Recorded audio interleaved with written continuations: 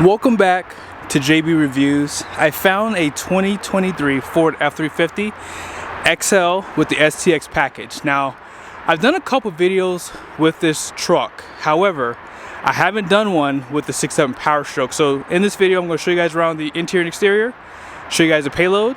Let's get into it. Special shout out to Larry H. Miller, Super Ford here in Salt Lake City. If you are in the market, be sure to check out their inventory. Let them know you saw the video. So let's go ahead and start with the window sticker. So here's the spec and colors. And then this is a short listing of the standard equipment.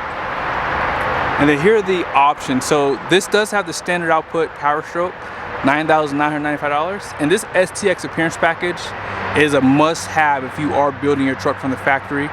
And then check out a few of the things that come with this package. Base price is $51,815 with a destination delivery of $1,895. Total price is $72,585. Now, one thing I like about this STX package is the painted lower bumpers, LED headlights, and guess what? This has 360 camera, so it has a camera up front. Tow hooks are down below, and because of the LED headlights, you have LED fog lights too. And keep in mind, the turn signals are also LED, with the accent light for daytime running lights being LED as well. The only thing I don't like about the front end is this air dam. That's probably the only thing I would switch off this package, and you can get the one for the trimmer too if you'd like.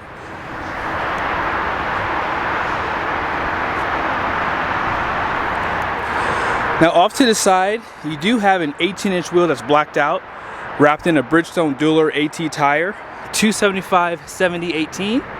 And then here are the tire capacities, 3,640 pounds at 80 PSI. Solid front axle. And they did restyle this trim piece too, and I believe this is functional as well. So the F350 is blacked out. It's kind of hard to see. And then they have the STX badge. Here are your tow mirrors.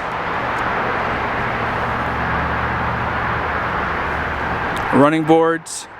And I don't mind the black handles on this truck too. They actually look pretty good.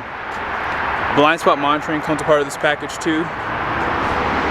And this was something I was surprised by. So if you do not get the rear sliding glass, they don't tint the windows.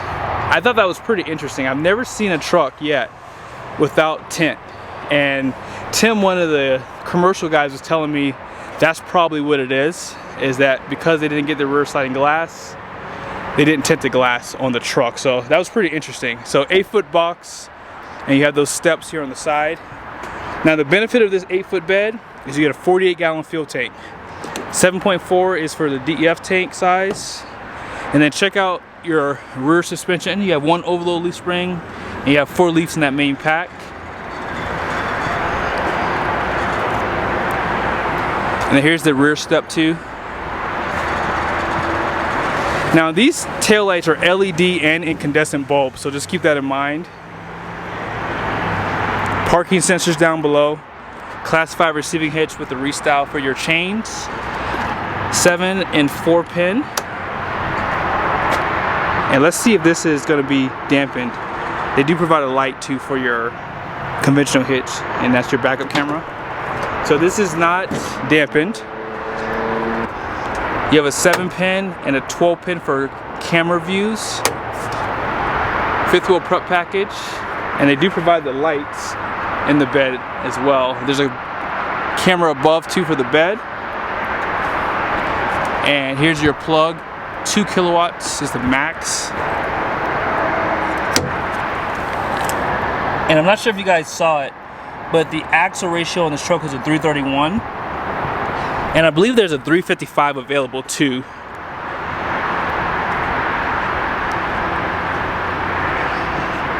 It's a really big truck. Now let's go ahead and pop the hood. The standard output Powerstroke is a really good powertrain. This is still in some cases #1 in the segment. It's only second to its high output sibling. But this is going to have 475 horsepower, which is class leading against GM and Ram, and 1,050 pound-feet of torque, which is better than GM, but behind Ram's 1,075. But again, you have the high output Powerstroke, which just kills them all, including this one. But I do like the fact that they kept this engine around, because it's going to be a reliable option. Now, not to say that the high output's not going to be, but that's a lot of power, guys. It's a lot of power, and hey, there's not a lot of differences between the two. I think the only difference I was able to find was that they did a turbo-jacketed turbo on the high output. But this is going to have the 10-speed transmission. I think it's a 10R 140. And yeah, it's a really good towing engine. And I will put a video at the end of this one. I did do a towing video last year with the same engine, so be sure to check it out.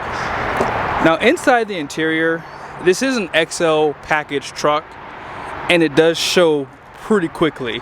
Now, I do like the fabric material that they use on the seats, but the downside to this interior is the door card, personally, and that's really it.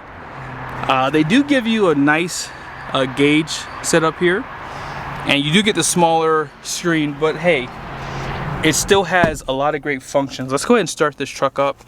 Now, you do have to use a key, and I know some guys are gonna be like, oh yeah, but listen, it's 2023.